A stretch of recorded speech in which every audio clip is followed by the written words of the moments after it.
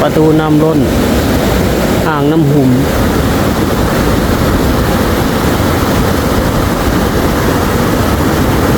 โอ้กระเจ้าอาปลาอยู่ลุม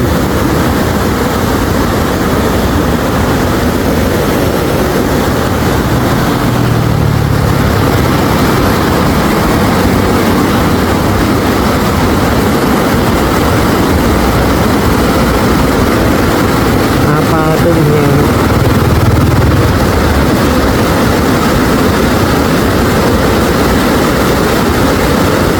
เป็นประตูน้ำล้น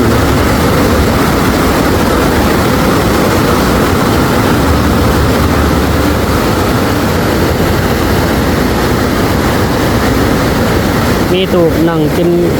ตำกินเบียร์ครับซิวๆโอ้ขับไปอีกแบบหนึ่งเพื่อน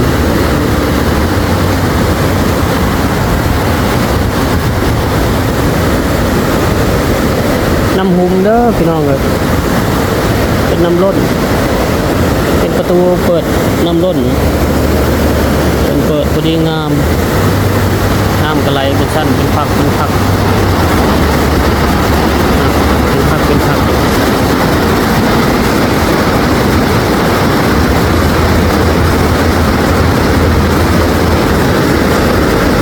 ตั้งลมกับหาปูหาปลา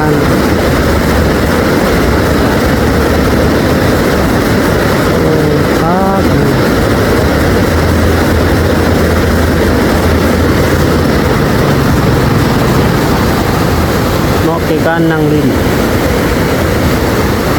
ซิวๆ